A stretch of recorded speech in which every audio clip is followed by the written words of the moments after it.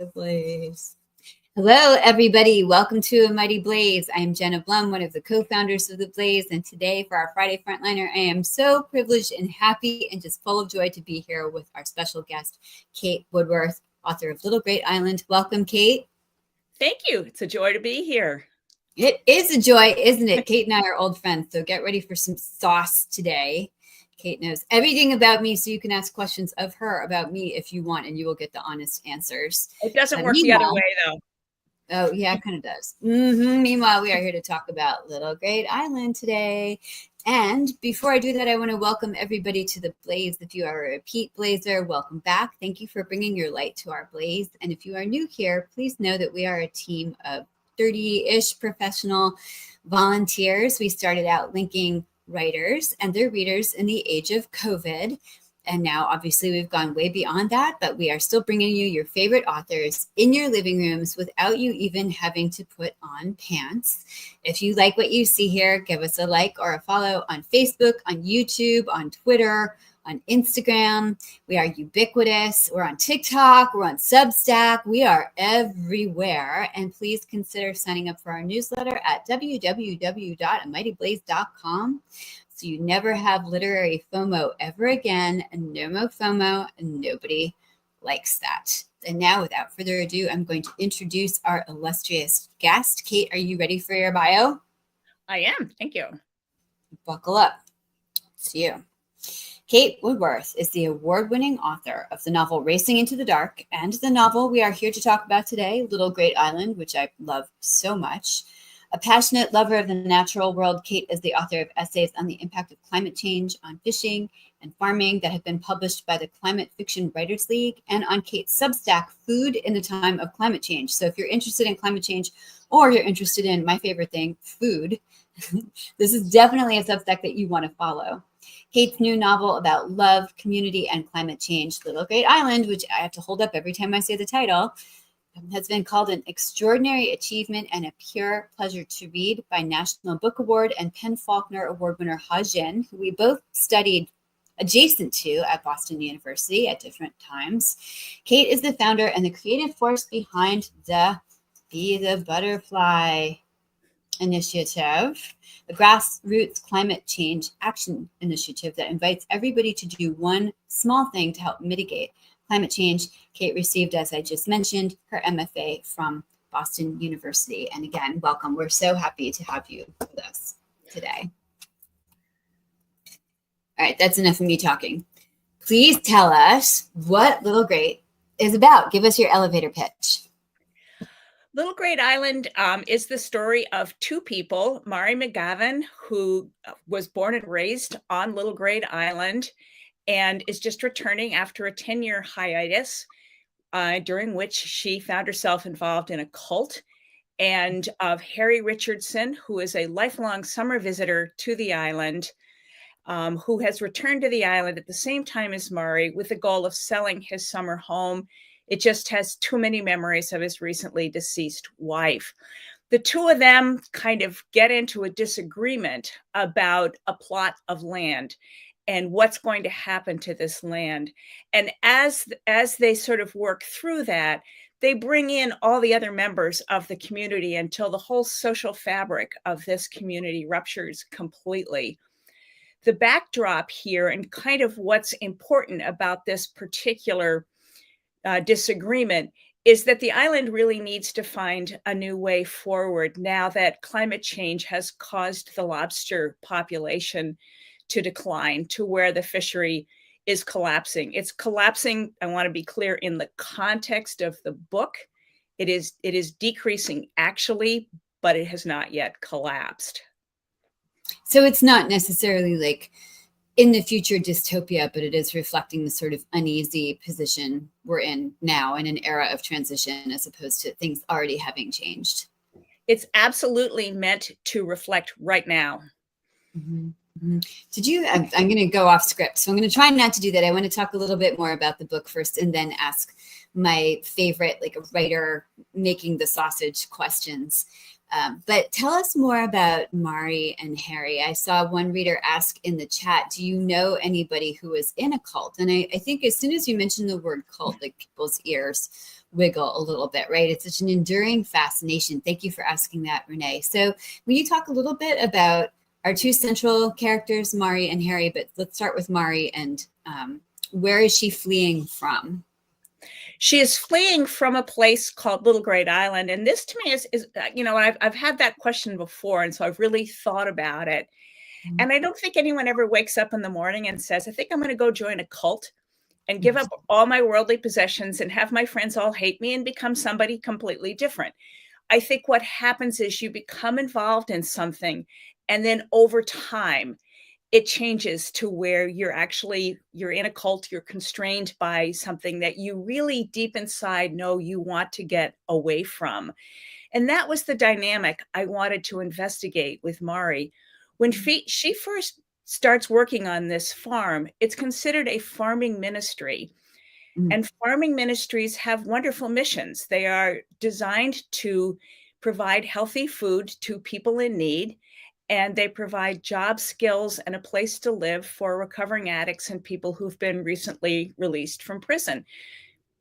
That all sounded great to her. She wanted to farm. She wanted to bring some of her knowledge of sustainable farming techniques to actually into practice.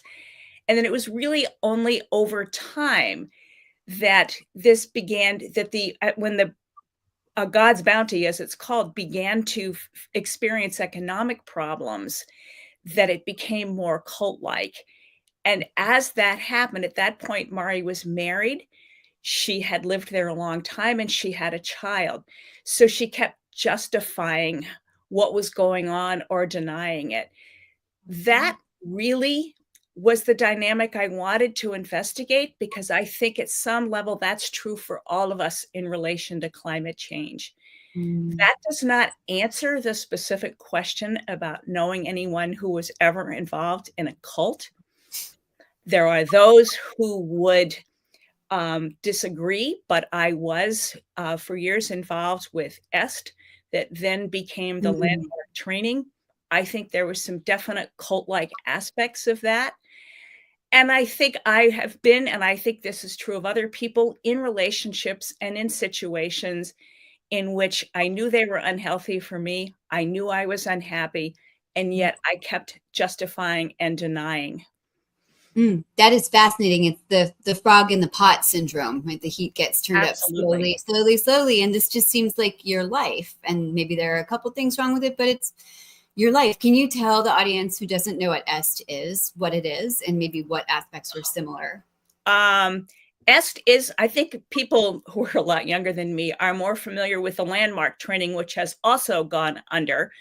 But EST was the precursor. It was started by Werner Erhard, and it was pitched as sort of one of those personal empowerment, personal betterment kinds of trainings. There were aspects of it that were really useful. And just in terms of learning some communication skills or overcoming some fears. One of the things I had to do as part of that, I didn't have to because I obviously chose every step of the way, but was a ropes course. This is scary. And in which we did a zip line, and we were told that when you get up there on the edge of the cliff and you go out to the end of this little platform and they hook you all in and they say, when we say go, you need to go. And if you don't go right then, your mind is going to get you. We're all standing in line to do this, and someone didn't go when they were told. And we stood there for an hour and a half. And I thought, wow, that's how powerful the mind is. That if you let it in some circumstances, it's not helpful. This is not deep thought. This is just the kind of mind chatter that stops you. So again, those are those kinds of things that keep you getting more and more roped in. On the negative side, it was constantly about bringing people in. And you were sort of judged by how many guests you brought into one of their sessions and how many of those people signed up. And it was just this constant drumbeat to bring in more people. Kind of like my writing workshop Like I'm out there all the time trying to recruit people off the street. We have been called a cult. So in full disclosure, you guys, Kate was in my writing workshop for years, and she also is a family level friend of mine who is there for me when my dog Woodrow passed, who we spent a lot of really happy days on the beach with him. She's actually in this memoir. And so it has been an extra joy for me watching Little Great get out into the world, because I saw early iterations, but I never knew that you were in Est. Like, this is the great thing about interviewing, is you think you know a person, and then you don't. So one of our readers, Linda, just said the cult aspect of the book is totally believable, and how the townspeople viewed Mari when she returned home. And do you want to talk about what that homecoming is like for Mari, and then how does she encounter Harry, who is another island inhabitant who has fled the island and is now returning? That piece of the book did come from a conversation that I had with somebody early on. It's a farmer who lives in a rural, very small town in Maine. And I was actually interviewing her about farming. And she told me about an experience she had. She got married quite young and had really not been outside her community. And her husband was offered a job in Eastern Colorado. So she went with him. She was hugely homesick and lonely. And one day, a knock on the door, and she opened it, and there were these very pleasant, friendly people. They had tea, they had cookies, and they said, "Hey, why don't you come to our church?" And she said, "Okay." So off she went. She, like me, did not have a lot of religious training or even understanding. So she thought she discovered this really cool thing. And when she went back to her community, she was like, "Hey, everybody, guess what? Let me tell you about God. Let me tell you about Jesus." And after about a week, somebody said, "If you don't shut up about that, you won't have any friends left." And I thought that was so provocative, that really she just thought she had discovered the best thing ever. And then to be told, "No, we don't want to hear about it." I wanted, and early on in the development of Mari, I had her as that person coming back and saying, "Hey, everybody, let me tell you about this." And they're shutting her down. She didn't move quickly enough into kind of a transition. And I realized I had to back up and have her get the ice water to the face about what was going on here. So that when she comes back, she is, I don't think this is, going to give much away, but she's been shorn. She does not look like she used to at all. And people don't know what to make of this. And so she's very confused. She is desperately in need of a way to make a living. Her son is traumatized and she needs to get him settled in. The townspeople don't know what to make of her. They're pretty freaked about her. And she's still sort of caught. She has spent a lot of time with these people being taught to ask God to help her with things. And she's just really making that transition to understanding, like, no, it's got to be me. That's so fascinating. Being shorn is like one of my great fears. Like, this is why I don't want to go to CCOT, and because the mattresses would probably be really bad for me, and also no gluten-free options, but I'm like, but my hair though, like I cannot go to prison for activism, would be bad. But you were mentioning Mari's son, and without giving away too much of the plot, Mari's son is born at God's bounty. Like Mari's son belongs to God's bounty. And can you talk a little bit about that? Like, she basically is essentially kidnapping him. Although if I were a mom trying to get my kid away from a cult, I would not think of it that way. So can you explain a little bit about this conflict? Well, she's quite legally kidnapping him, which I didn't even realize until I had been through a few iterations of the book. But of course, that's a major legal problem. Again, all along, she's been sort of justifying and denying what's going on. And then she is with her son and her husband and the rest of this community at a meal, and her son drops his fork. And let's just say he uses the kind of language that I'm a little prone to using. And this is not something you do in God's bounty. And that's when everything really blows up. And I'm not going to give anything away here, but that's when she's really forced to recognize how much danger they're in. And she grabs him and runs. Mhm, mhm.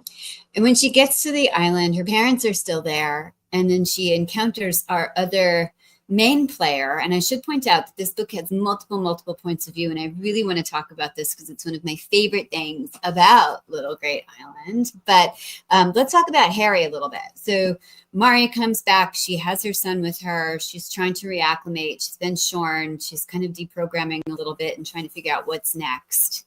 Tell us about Harry. So Harry is a high school history teacher who has recently been given compassionate leave from his job because he's been diagnosed with basically complicated grief. It's been 2 years since his wife has died, and he just is not able to move on, as we like to say. And so he's decided that his way to move on is to do things like get rid of all of Ellie's possessions, which he still has, to sell this house that has all these memories of her, and really just sort of try to escape his past and his memories. This, again, relates to our attitudes toward climate change. People talk a lot about climate grief, climate anxiety, and I really wanted to reflect those kinds of emotions in Harry. He's really stuck. I wanted to investigate grief. I worked in a cancer center for many years with people who had been diagnosed with cancer and their family members, and realized that grief is a topic we don't talk about enough. And it's a very complicated topic. So Harry has come back to the island too to sort of get away from. I find the idea of like just move on or move on already as if there's a timetable for grief to be so odious. It's like when you have the mass shootings and then 3 days later, they're like, this town is now just beginning to pick up the pieces. I was like, it's 3 days ago, you know, so the timeline is so messed up. But here's Harry, who's kind of a grief refugee, if you will. And he comes back to this house that he has on the island. And Harry and Mari, can you talk about how they knew each other as kids and how they know each other now? So there's about a 10-year difference between them. And Mari, as a girl at the time who was born and raised on the island, versus Harry, who's a summer person, there's a real difference in socioeconomics there. And Mari's parents have often worked for Harry. So there was a bit of a power dynamic there as well. But at the same time, they're neighbors and they know each other. They knew each other then. They kind of know each other now, but not well. And so over time, I think what I really wanted here was I didn't want the book to be about the summer people and the year-round people. That to me was too simplistic. And there's too much in my mind, too much of that black and white thinking going on right now. And as one of the characters says in the book, life is in the gray. Humans are very complicated. And I really wanted that kind of complicated dynamic, which occurs between Harry and Mari as they're sort of healing each other as they work through, what are we going to do about this land? What are we going to do about this island that they both love very deeply? We don't need any more cliches in our conversations, and we don't need any more binary thinking and us against them thinking. So thank you for using your skill to avoid that. So Harry has this house, and I promise this is the last plot question I'm going to ask, but I find this so fascinating. When I describe this book to people, I tell them that it is about these two people fleeing from various aspects of their adult lives back to the island where they knew each other as children, and then they set off this sort of ripple effect of events in the island ecosystem. And I feel like this whole book really, I've been saying from, the very beginning of knowing this cast of characters, it really is an ecosystem. You can't make a move without affecting some other thing. So how does Harry's decision whether or not to sell his family home affect the island ecosystem? Because you think, okay, rich guy comes back, going to sell the house, big whoop, sells it to somebody else who else is rich, whatever. But like it doesn't really work that way. So can you talk a little bit about how we're all interconnected? It is. I think you're the first person I heard use that word ecosystem, which I love. Thank you so much, because that helped me define what was going on. Even though some people on this island live there year round, and I mean, they have to go to the mainland for the dentist or those kinds of things, but that's really their world. And then you have this other group of people that just comes in for the summer, but everybody's heavily invested. And at the emotional level, they're all very much part of this ecosystem. Mm-hmm. With this land, let's see, the islanders have traditionally relied on two sources of income. One is the fishery, and the other is working for these people who come in during the summer. They maintain their boats, they're their caretakers, they're their cooks, they're their nannies. That's really important to everybody, both in terms of economics, but also socially. When Harry makes the decision to sell this land, he decides to sell it to a developer. It's not the developer everybody's going to think when they hear that. This is somebody who creates high-end corporate retreats, resorts for CEOs. Now, all of a sudden, you have a new class of people who are coming in, and they're coming in because they want to see like the real Maine. And they expect these islanders to behave like the Maine people that they've read about in books or seen in the movies. They don't want them to be real people. Mm-hmm. And they also expect these people to work for them. And that's going to make life on this island a very different thing from what it used to be. And that's where the rest of this fabric of the community, this ecosystem, starts to disintegrate, is who of the people on the island want that, because it's a source of income.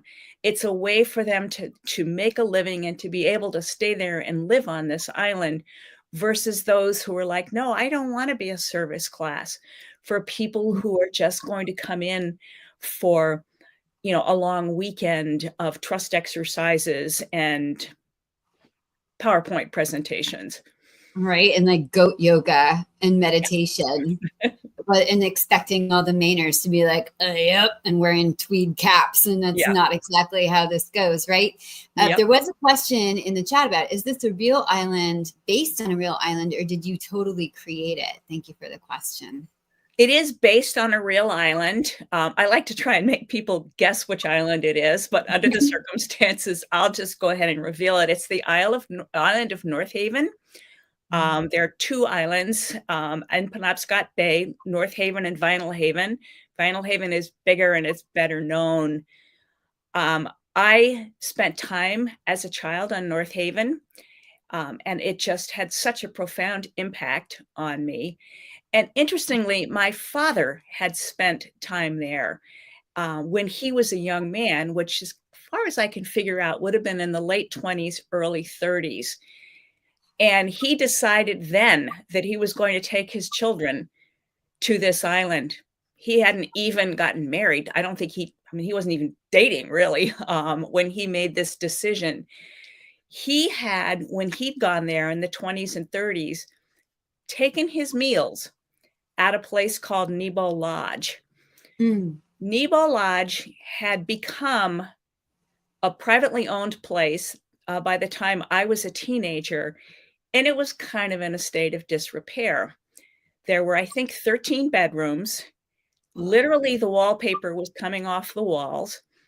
And at that point in my life, my parents had 4 teenagers who were all born within 5 years of each other. They thought this was the perfect house because we really couldn't destroy it. I loved it. And that house, actually, Nebo Lodge now has a new life as an inn, a very well-respected, well-known inn. And that house is actually Harry's house. I moved it from where it actually lives, but there are details of that house that show up in Little Great Island as Harry's house, including one of Jenna's favorite details, the chickadee wallpaper. I do love some chickadee wallpaper.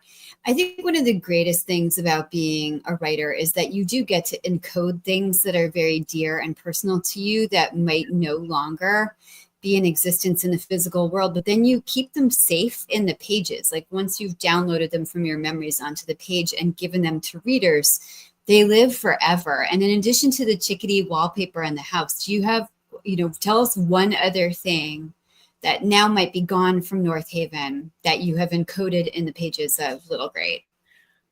Oh,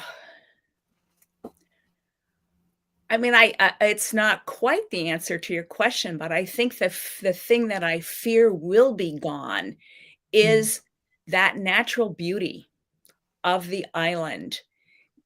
You talked earlier about the multiple points of view, and one of them is the omniscient point of view, which people have called the island's point of view. And it really, my intention there was to bring to the reader the full sensory experience of being in this naturally beautiful place. And it is changing. People are building bigger homes. People want more stores. They want more access to the mainland, all of those kinds of things. And that changes the character of the place. And of course, climate change has an impact on all of the species. I think about that sometimes. One of my favorite books is Station 11. I used to be a big dystopia head before we actually lived in dystopia. And one of the characters talks about things she remembers before this worldwide pandemic decimated everything that she knew. And the characters are astonished that you could click a button and people would deliver things to your house like toothpaste, because they don't even know what electricity is. And I kind of feel that one of the things Little Great does is preserve the elements of the natural world that we fear might be gone. And I was going to ask you if you wanted to read, and then I forgot, so I'll read for you. But this is from page 2, so I'm not doing any spoilers. It's the first section of the book, and it's one of the omniscient sections, which I really, really love. And I wanted to talk about those as one writer to another. But this is the last paragraph of that. A trio of gulls scatters from their perch, one chord in the morning's sensory symphony of fir, raspberries, blueberries, herons, osprey, woodpeckers, bluefish, harbor seals, sharks, butterflies, bats, asters, and seaweed. Fathoms deep in Maine's Atlantic waters, the lobsters scale rocks and traverse mud fields as they head toward Little Great Island, seeking warmer waters in which to spawn. Across them all comes the blast of the Abenaki princess's horn. And I love this, and I kind of feel fear in equal measure, because I think, is there going to be a day in 20, 30 years when we have to explain to people what are blueberries, what are osprey, what are lobsters, like what is snow in Vermont? Is it snowing and skiing? Like what even is that? And I don't want these things to be tales that we pass down, but they kind of might be. So I'm really glad that you encoded the omniscient voice of the island in the book. I feel like that is the greatest love that you can give to this place, is to preserve how it was and how it is for what might come to be. Tell us about how you decided to do the omniscient. And we're going to get into some like writer crunch questions now, people. And I know there are other questions about the island, and I will definitely return to those. Thank you for your questions. Keep asking. We're marking them all in the chat. But most people, if they decide to do multiple points of view, do like 2 or 3, and you have 12. It is 12. Yep. Novel, right? I mean, it's like, this is some serious novelist math. The omniscient parts are some of my favorite. And can you define for our listeners who might not otherwise know, like, what is the omniscient voice as opposed to the other points of view? The omniscient voice, to me, the best way to conceptualize it is of the camera that can move across everything. So it can be everywhere in a short period of time and just sort of peek in on different scenes. It can be inside any character's head. So it can zoom all the way out and zoom all the way in. I always think of omniscient as the God voice in a novel. Like we see Tolstoy use it a lot. You jump from head to head, but you can also go to a mountaintop and then God goes into the eye of the sparrow in the next minute. And I personally, as a writer, have never used it because I think it is so challenging. I'm like, who gets to tell what part of the story? And I think it's a very brave decision to use it. So how did you decide to write the voice of the island in this way? And was that an early decision or did you add it into the book when you were revising? Actually, that section you just read, that first section of the book was one of the first pieces I wrote of what became Little Great Island. And I would love to say there was a very conscious, thoughtful, writerly decision there, but it truly just came to me. I was working at the time with, I was sort of trying not to write a novel. I was taking a break from writing novels, and I was just playing by writing these vignettes and character sketches that all centered around this island of North Haven. At the same time, I was very worried about what was going on in the climate, and those two things kind of came together. When I was working on these character sketches and these vignettes, I was probably thinking like a novelist, got to have a beginning, right? Got to bring people to this island. And that voice just came to me. I just really, not only literally, because the book opens with the ferry arriving, you hear the blast of the Abenaki princess's horn. Harry and Mari are both on that ferry. But I also wanted to bring people into that ethos of the island, that ecosystem, and again, to feel it with all of their senses, and also to understand that it's about the birds in the sky, it's about the fish in the sea, it's all those living creatures. I don't think I have ever read another book in which the lobsters get a point of view, the blueberries get a point of view, like the postmistress gets a point of view, her son who's sleeping off a hangover gets a point of view.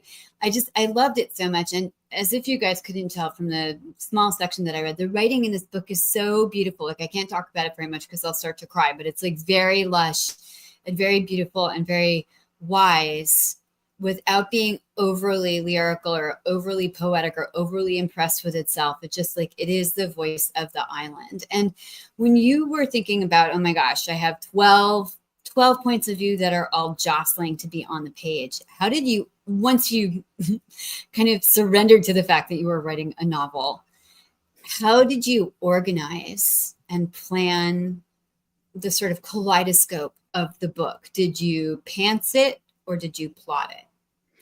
At that point, I really had to plot it at a very intellectual level. Again, I had far more characters than actually showed up in the book, and I had not. All of them had equal weight. All of them had a full plot arc. I really hadn't given any thought to what the story was about because I wasn't writing a novel. And once I started to recognize what was going on, I was in a workshop with this incredibly insightful and brilliant writer named Jenna Blum. You may have heard of her. And Jenna suggested that I have a maximum of 2 characters who carry the real plot line, and that any of the other voices be scaled back to where they had only about 2 or 3 pages per section. Which was tricky because they still had to have their own full plot arc. But so then I kind of got a sense of how the chorus worked, if you will, how these voices were all going to interact. But I still didn't quite have the structure. And what I ended up doing, thanks again to this woman, this Jenna person. She sounds great. She's really good. Yeah. Drew 3 plot arcs. And one was for Harry, one was for Mari, and then the third one was for the island. And the island encompassed all of the other characters, as well as the omniscient voice. And then as I started to figure out how the plot came together, there had to be a Harry voice, a Mari voice, then maybe a Harry and a Mari, and then someone else. That all had to balance. And as I got down into what my husband would call the jeweler's craft, I started doing things like how many pages and how many sections did Mari have? Harry needed approximately an equal number, and the Mhm. island needed approximately an equal number. Mhm. That took some tricks and real work because I didn't want that to be visible. Mhm. Um, I'm trying to tell a story that readers are going to like to read. So I didn't really want them to hear the gears squeaking. And then I had to, because you need to know immediately as the reader what's happening and what's going on when you switch to a new chapter, I had to use some more of those writer tricks. So, for example, in the section you just read, you hear the fairy's horn. In the next section, you're in Harry's point of view, and it ends with Harry going, the boat has landed. He's going down the stairs from the upper deck to get into his car to drive off the ramp and onto the island. And when we switch to Mari's point of view, she actually feels the weight of the boat from when the car goes up the ramp and leaves. So keeping those threads going through there that help that continuity, help the reader, and that I sincerely hope are not visible because Mhm. I had to get into it at that detailed level. This is why we watch these interviews, because we want to know what goes into the magic of making a book. And I think a lot of people think when you sit down to write, you're just like, it was the best of times, it was the worst of times, like Snoopy on the doghouse. And in fact, it's a lot of, as our beautiful, elegant, and super wise friend Whitney said, interviewing you at your lunch, it's a lot about math. And it's a lot about architecture. I think Yeah. writing a novel, whether you are imposing the architecture on your first draft that you have written in a frenzy of inspired passion, or you start out with an outline and then the novel grows from there. If the architecture isn't sound, the reader will put the book down. But as the writer, you also want it to be wrapped in a story. And I think we have seen the sort of baton pass from point of view to point of view to point of view to point of view in Little Great in this very seamless way. And I hope this answers the question Renee asked in the chat. Is the island one of the points of view? Like, yes, because everything on this island gets a say, but it also is carried by a lot of the minor characters. And yet they're such a presence because they get as much airtime and page time as the two main players, I guess you would say, the two leading roles, which are Mari and Harry. So it's just a really masterful thing. Are you pleased with it? Are you pleased with how it turned I am out? pleased with it. I really am. This book took me 10 years to write. So when you have your face in it like that, it's very hard to judge. But, and then I know where there are those little things that I would have tweaked. And honestly, there aren't that many of them. Mm-hmm. And I was looking for sections to read at an event I'm having next week. And I read one that comes a little later in the book. And I got goosebumps. I wrote that and I can still get goosebumps from it. So yes, I'm pleased. I think that's wonderful. I don't hear people say that enough. They're like, oh, I look at the book now, all I see is the mistakes. I'm like, I don't. You spend 10 years of your life doing something. I hope that you do something that you really love. And I'm really glad to hear that you love this book. It is definitely worthy of it. So when you say you spent 10 years writing this book, what readers want to know is, did you go into your writer cave every single day with your yoga pants on and your coffee and sit there and just keep your head down and write the book? Or like, what went into that? What was the process like? Oh man. Um, Tears, frustration, false starts, multiple drafts, at least a half dozen workshops. It was a long and difficult process. And I think what I really learned from it was sometimes you have a book that won't let you go, and Mhm. you just have to accept that. And that's really what Little Great Island was for me. There was so many times when I wanted to walk away. Did I work on it every single day? Pretty much, even the days I didn't want to. And sometimes that looked like journaling. I would get up in the morning, I would pull out my journal, and I would say, Alice, who is Mari's mother, what do you want me to know about you? And I would put my hand on the page and start writing from Alice's point of view, just who she was, what she loved, what she cared about, what angered her, what frustrated her, what she wanted. And I would do that with each of the characters. So it wasn't always every day sitting there thinking, okay, I have to make like 500 words of progress today or anything like that. Mm-hmm. Sometimes it really was that sort of deep background work you have to do. Mm-hmm. Channeling. Yep. Channeling the characters. And then the other really difficult part for me was, how do I get everybody out of the mess that I've put them in? More math. That was really deep, deep work. It was one of those life experiences because I finally noticed I kept hoping somebody else would say, oh, here's the ending of your book. Like, I can see all of these pages that you've written and I can see this is where you want to go. It's funny how nobody will tell you how you're supposed to end your book. And I realized I had to do it myself. And that was some real soul searching. That is interesting. Like, as opinionated as I am as an editor, and I know this is shocking to everybody out there that I'm opinionated, but I am. But I also think of my opinions as being the wall that the swimmer pushes against to launch herself into the lane. Like the advice that I give you is meant for the writer to say, okay, I like this, but I'm going to push against it, find my own solution. It never occurs to me to give a writer advice about the ending because the ending is so tender. And it also has to not only be satisfying, but it encapsulates what the writer is trying to say about this whole world. Like, I don't feel that my perspective is adequate to that task. Are you happy with the ending? And how long did it take you to get to the ending that you wanted it, that you felt was right for the book?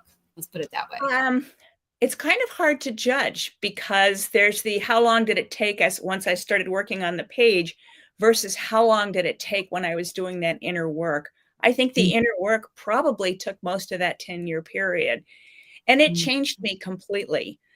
I was really that person who sat around griping about how nobody was doing anything about climate change.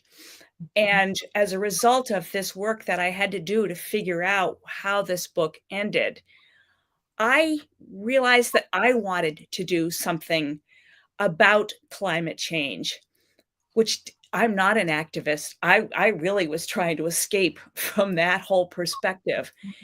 But as part of that, I realized how much I respected and valued who we are as human beings, how complex we are, what we're capable of, and what a gift empathy is, that we can really feel for our planet and for others who are more affected already by climate change.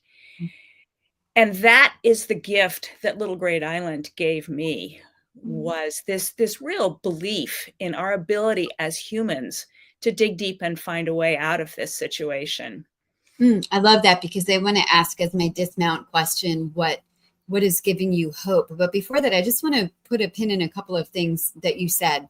There's so much wisdom being dropped in this interview. And one is that as you write a book, the book writes you. If you take 10 years to write something, inevitably, you're going to change over the course of 10 years.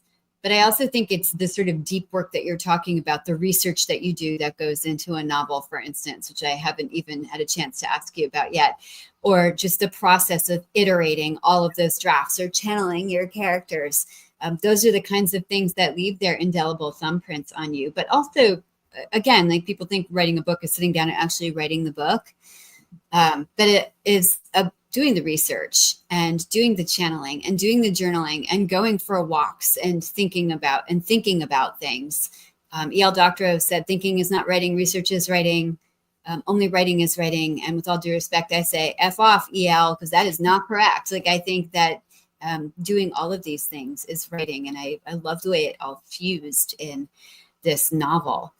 We have reader questions, I know, and I'm wondering if you would mind answering a couple of them for us before we I'd love to go to climate questions. Besides Jenna's workshop, were any of the other workshops helpful? No, Renee, obviously not.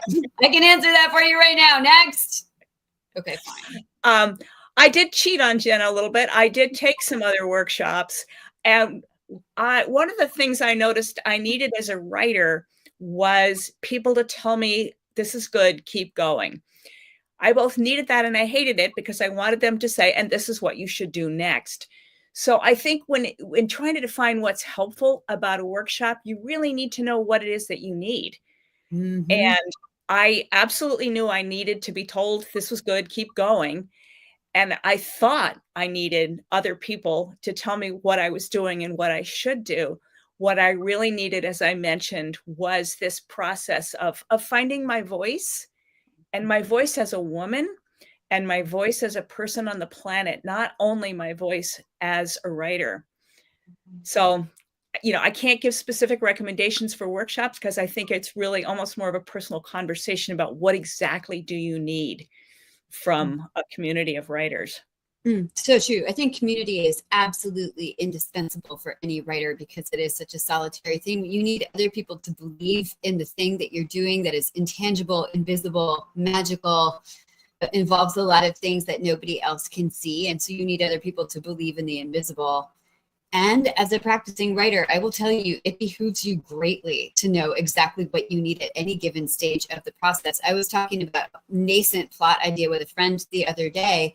And what I really needed to hear was like maybe suggestions about which of 17 ways I could drive the plot. And instead it kind of got squelched by like thinking about what was the overall theme or what would I be trying to say. And after that conversation, I was like, oh, well, never mind. And I realized that it was because I had not asked properly for what I needed, which I think is a thing that, and I won't go all gendered here, but I think women don't get trained early to say, I really need this. I really need just this. So when I teach a workshop, you know this, like I will say to the writers, tell us what you need. And if all you need is praise, we will give you only praise. If you need to know only copy editing, we will do that for you. If you need to spitball, we will do that for you. I think you need Kleenex, we can do that for you. You need Kleenex, we will throw it at you through the Zoom. We'll order it to you from, Instacart before your workshop. Yeah, definitely. We'll send you chocolate afterwards. Just tell us what you need. Tell us what you need. But it's a good muscle to flex as a writer. Thank you for the question. Obviously, my workshop is the best workshop. Okay, do we have more questions? The residents of North Haven.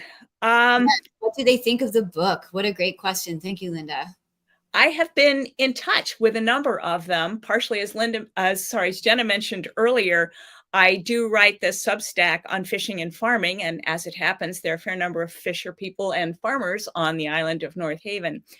So I've been in touch with them. They are so wonderful and so supportive. I heard from a friend of mine, I've known her since I was probably 12 years old. And she said, I'm on the ferry right now and I've just started your book and I love it. And I love picturing her sitting on the ferry on her way over to the mainland reading the book. So yeah, they've been wondering. There are going to be people who don't like it on the island. There are going to be people who think they see themselves. That's how that is. We'll have that conversation with them when I visit the island this summer.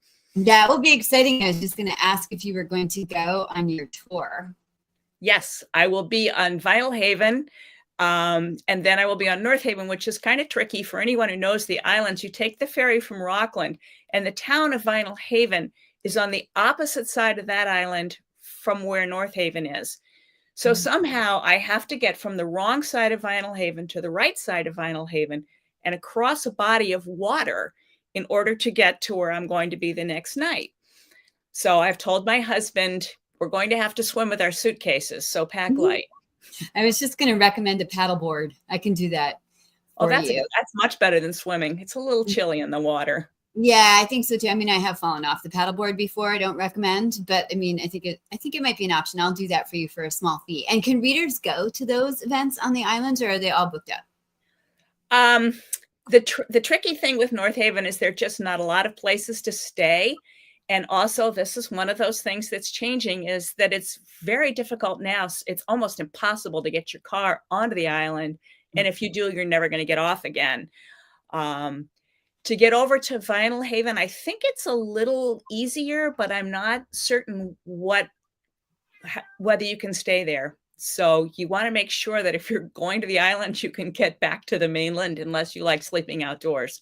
I mean, honestly, taking my car onto North Haven and never coming back again does not sound like a terrible option. But I think if you're going to bring your car over, then bring a hammock, bring some provisions. It sounds good. And I know you have a pretty extensive tour. You guys, Kate has been doing a great job on her socials. So if you want to see her travels and see all of her readings and her events and hear what the people of the island had to say about the way she changed the placement of the house, and this is not where the one gas station is, and how could you do this? But this is totally right.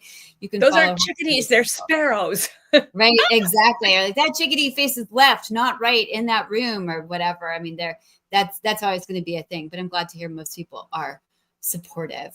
So tell us about, like, a little bit of a pivot. Tell us about the Be the Butterfly initiative that I read about in your bio, about inspiring people to do their part against climate change. So again, it's, this book really changed me. I figured, since I had never even heard of climate fiction, when I realized I was writing a climate novel, I started studying what was going on. And the hope had been, when climate fiction really started to become more popular, was that it would cause people to actually become more active in protecting the environment.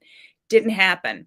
And there was a study done recently that showed that actually the empathetic response to fiction only lasts for 2 or 3 days. And I thought, oh, look, there's a window of opportunity. Why not put a call to action in the book? So Be the Butterfly refers to the butterfly effect, which just is one small act can have significant repercussions in a complex system. And I thought, let's invite people to do one small thing to help save the planet.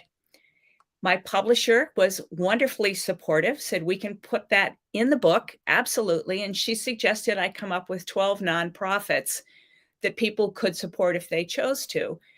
And I thought, well, why is that up to me? There are other writers out there who are more experienced and have been doing this for a longer time. So I reached out to other climate writers and asked them to suggest nonprofits, and heard back from Barbara Kingsolver, Lydia Millett, Peter Heller, Bill McKibben, a number of other writers in the Boston area, Julie Carrick Dalton and Kate Mingoya La Fortune.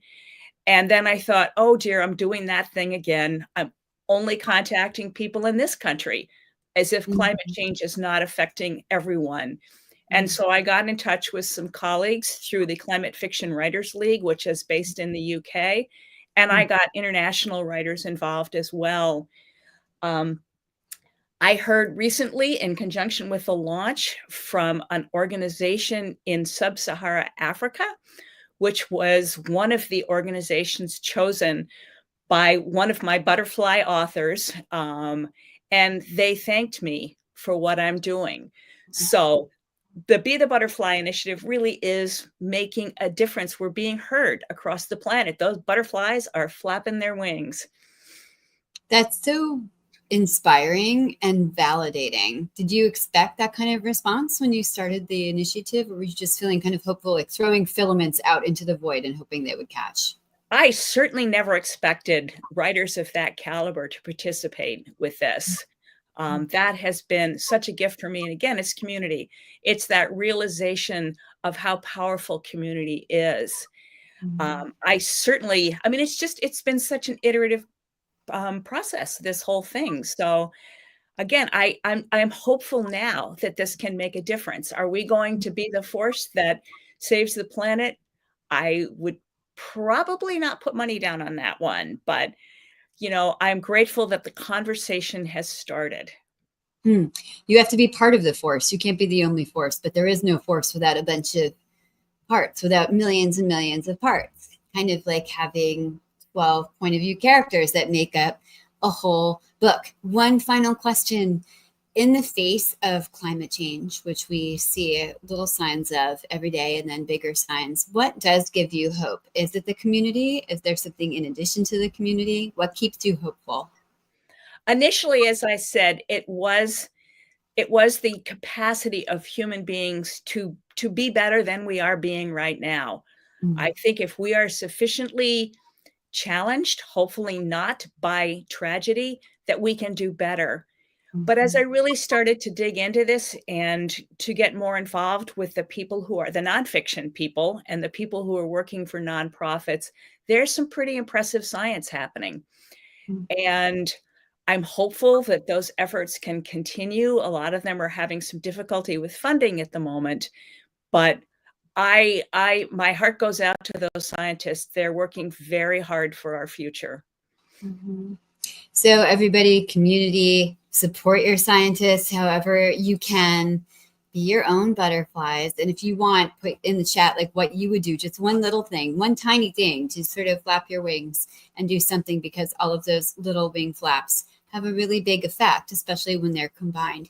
Kate, thank you so much for joining us to talk about Little Great Island. You guys, Little Great is on sale now. You can buy several copies of it because you will want at least 2 for yourself. And also Mother's Day is coming. So you should buy many copies for all the moms in your life, moms of the planet, moms of dogs, moms of butterflies, moms of children, anybody who was born from a mother, that kind of thing. Kate, thank you so much for being with us today. You're welcome. Thank you for having me. Okay, thank you so much, everybody, for joining us on The Blaze. Have a great weekend. Lots of reading. See you next time on The Blaze. Bye.